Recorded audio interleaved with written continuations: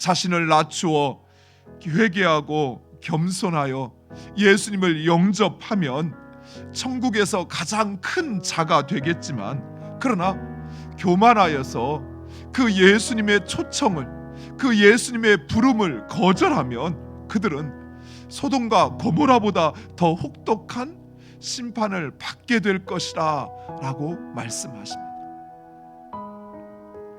사랑하는 성도 여러분, 우리 역시 마찬가지입니다.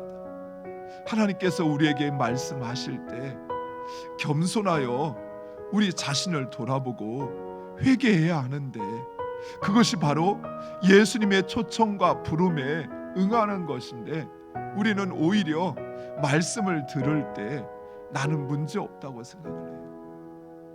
나는 잘하고 있다고 생각을 해요. 그래서 그 말씀이 나에게 주신 것으로 들리지 않습니다. 그 말씀은 잘못 또는 다른 누군가에게 전해져야 한다라고 생각을 하는 거예요. 그러니 정작 회개하지 않습니다. 더 이상 예수님의 도움과 또 예수님께서 내 삶에 행하실 그 은혜를 구하지 않는 것입니다. 바로 이 교만이 오히려 우리를 멸망케 한다라고 말씀하십니다.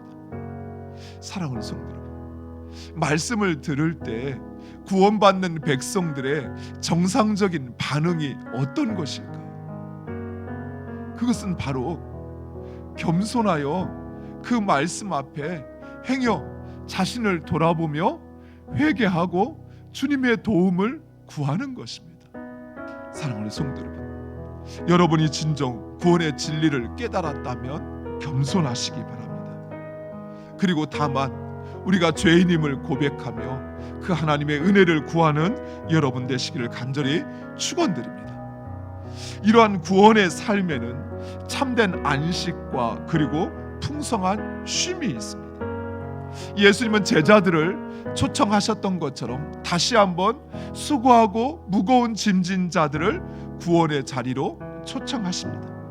사람들은 저마다 수고하고 무거운 짐을 지고 살아갑니다. 경제적인 문제, 가정의 문제, 또 관계의 상처와 아픔을 가지고 살아갑니다. 무엇보다도 영적인 문제, 즉 내 힘으로는 해결할 수 없는, 내 지식으로는 결코 해결할 수 없는 삶의 문제를 가지고 살아갑니다. 문제는 이런 수고와 이런 짐을 결코 우리 스스로는 벗어버릴 수 없다는 사실이에요. 그렇다고 우리는 그 문제를 해결할 수도 없습니다. 그래서 사람들은 고단한 인생길을 쉼 없는 인생을 살아가는 것입니다. 한 문제가 끝나면 또 다른 문제가 시작됩니다. 문제가 해결됐는가 싶었는데 또다시 내 마음에 불안과 염려와 두려움이 찾아오기 시작해요. 예수님은 이러한 우리들에게 참된 쉼을 주시겠다 하시며 부르십니다. 예수님께서 주시는 쉼과 안식, 그것은 일시적인 거나 또는 부분적인 것이 아닙니다. 오직 예수 그리스도 그분 안에 거할 때 우리의 그 불안과 염려, 그 두려움이 모두 떠나가고, 그리고 평안이 그 안에, 우리 안에 거하는 것입니다. 그러나 이런 삶, 이런 쉼을, 또 이런 평안을 얻기 위해서는 먼저 수고하고 무거운 짐을 주님 앞에 내려놓아야 합니다. 그리고 예수님의 멍에를 메고 예수님을 배워야 한다라고 말씀하십니다. 여기에서 예수님의 멍에, 그것은 바로 겸손과 온유입니다. 예수님은 그 모든 일을 행하실 때, 그리고 그 하나님의 나라의 삶을 살아갈 때 겸손과 온유로 행하셨습니다. 즉 우리가 겸손함과 온유함으로 바로 그 예수 그리스도를 따를 때 그 사람은 참된 안식과 쉼을, 풍성한 쉼을 얻게 되는 것입니다. 겸손과 온유로 주님을 따르시기 바랍니다.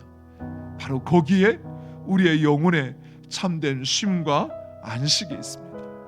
오늘 하루도 오직 하나님께 나의 수고하고 무거운 짐 다 맡기시고 겸손과 온유로 예수님을 따르심으로 참된 쉼과 안식을 누리는 여러분 되시기를 간절히 축원드립니다.